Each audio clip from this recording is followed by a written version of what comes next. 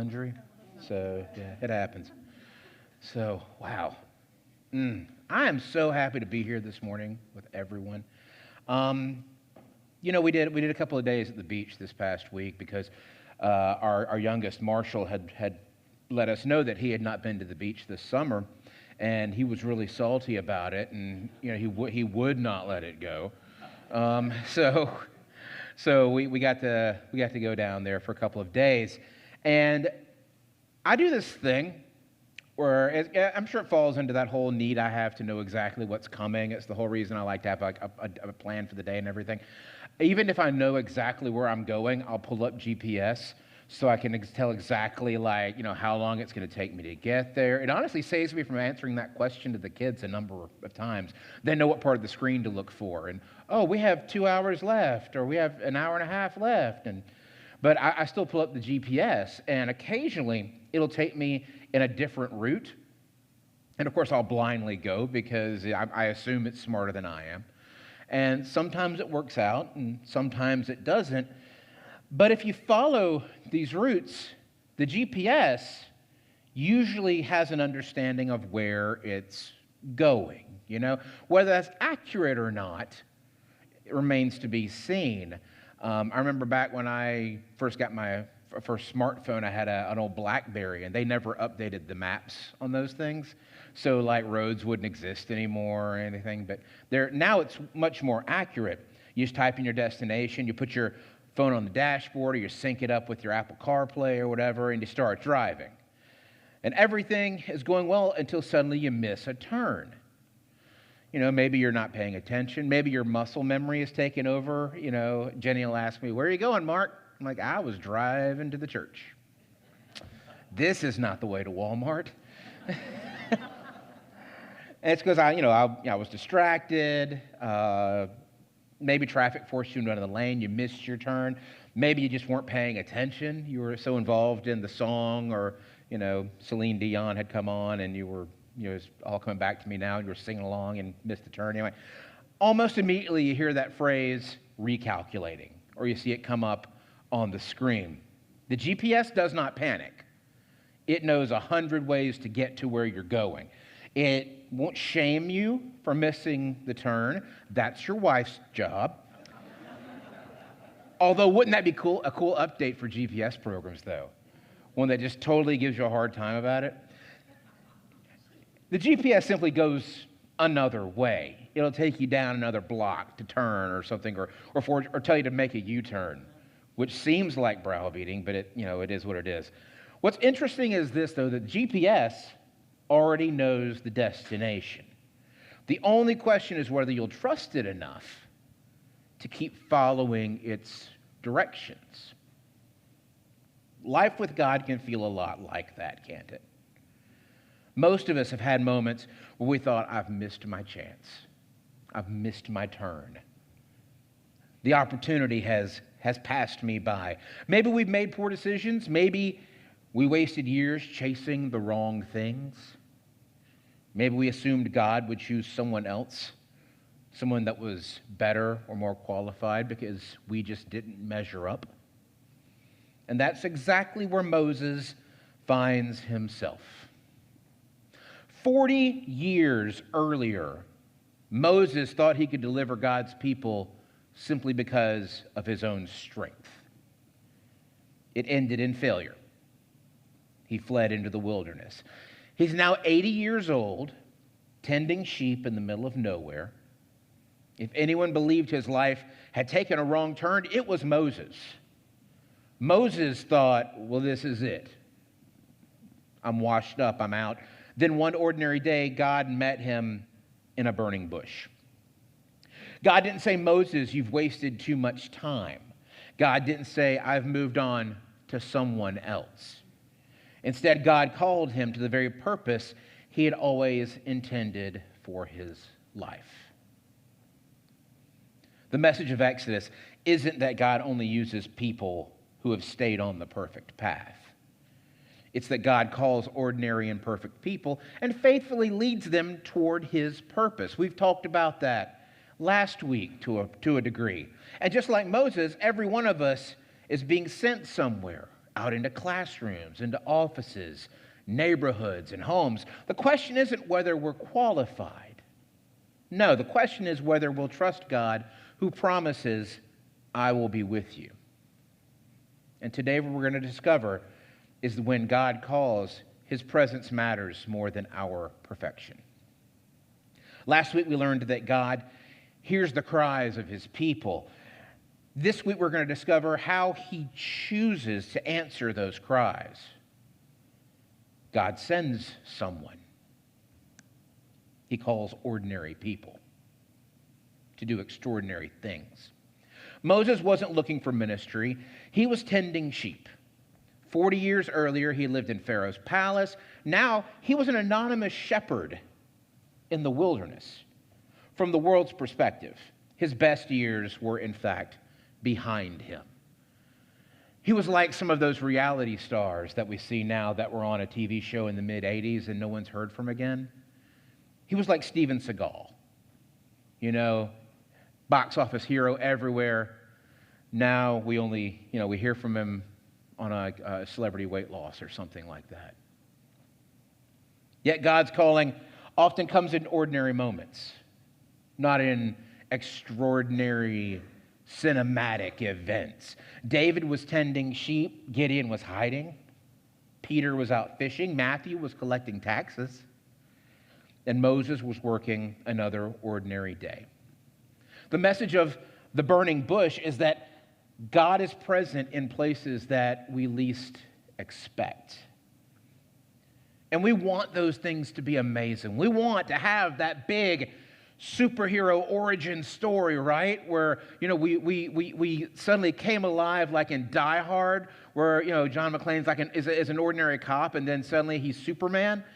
We all want, to think in those circumstances that God would use us in these extraordinary ways. And it would be, there'd be a swell of music, there'd be a soundtrack, and it would just be this overwhelmingly important moment.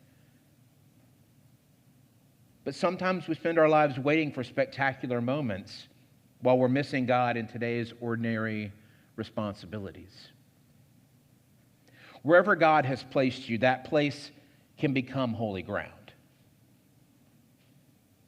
It doesn't have to be a big mountaintop cathedral or a historic chapel. I find myself dwelling on God and his majesty more when I look at the ocean.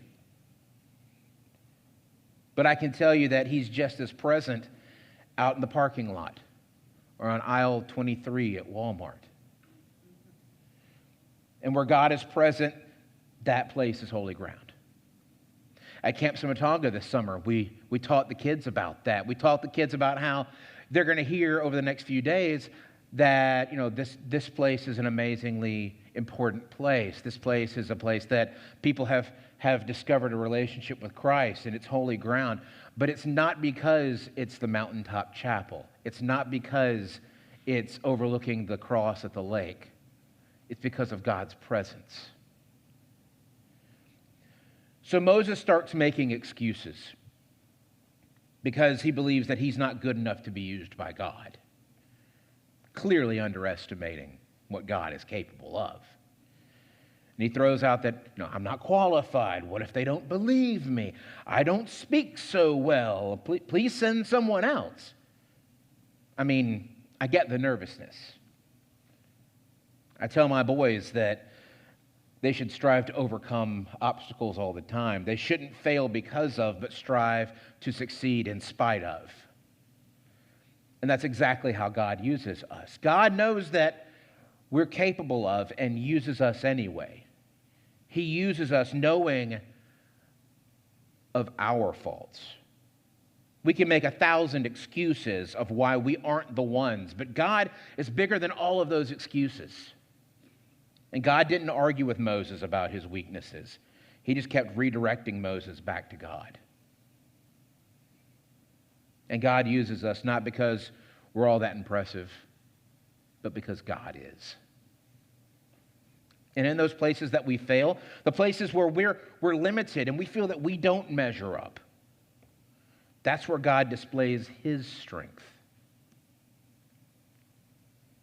God's not looking for perfection. He's looking for willingness. God uses imperfect people for his perfect plan. We've said that the last couple of weeks. God's presence is greater than our ability. And when Moses asks, "Who am I?" God doesn't start talking him up. He doesn't say, "Dude, you're amazing." He says, "I will be with you." Think about that difference. As adults, when our kids are doing something that they're nervous or unsure about, what helps them? I'll be there. If you run into problems, I'll be there. If you get into trouble, I'll be there. When we're attempting something beyond what we understand that we can, beyond our understanding, beyond our skills or our self-assurance, when we don't feel as though we're worthy of God's purposes, he's there with us. And that's the answer throughout all of Exodus. God's presence changes everything. The ground itself isn't special. The burning bush wasn't extraordinary because it was a bush. It was extraordinary because God was there. Moses wasn't extraordinary because of Moses. He was extraordinary because God was with him.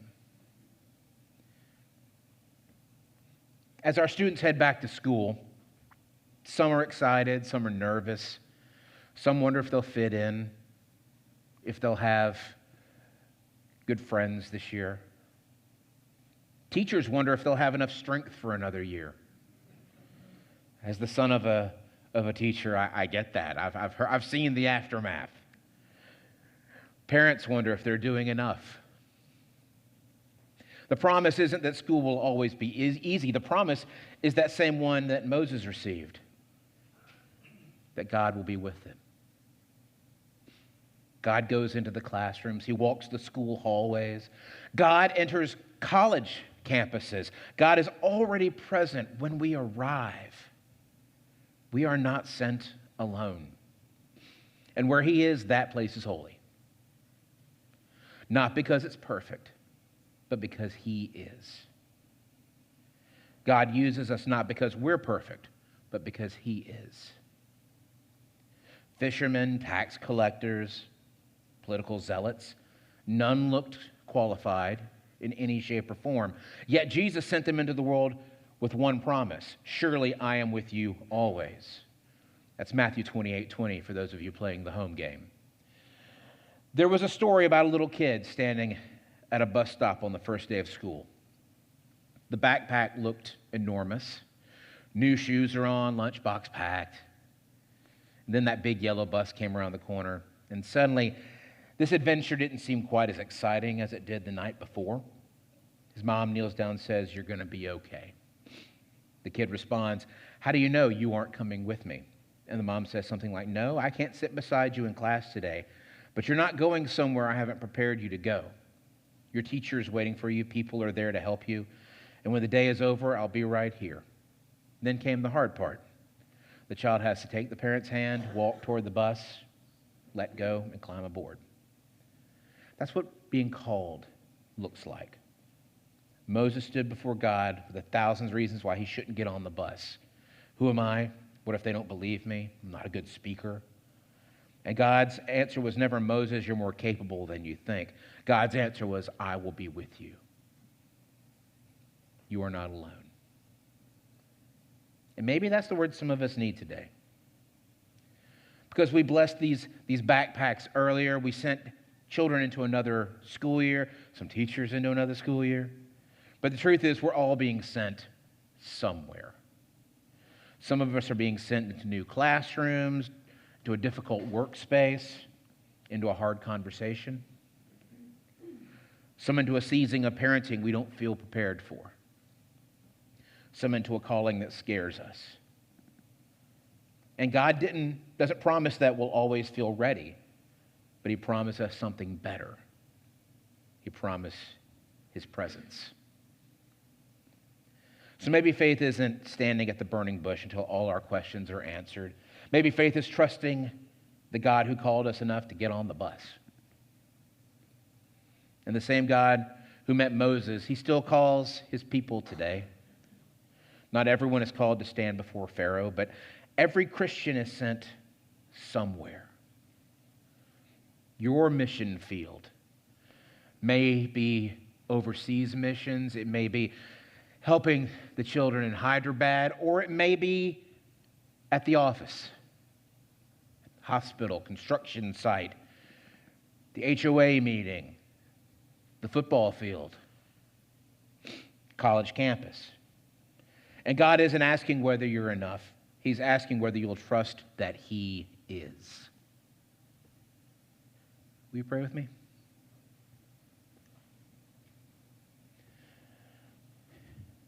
God, as we go out into the field, we ask that you'll allow us to see your presence. You'll give us the strength of faith that allows us to lean on you when we don't feel worthy, when we don't feel strong enough or capable enough. God, allow us to not believe in ourselves, but believe in you.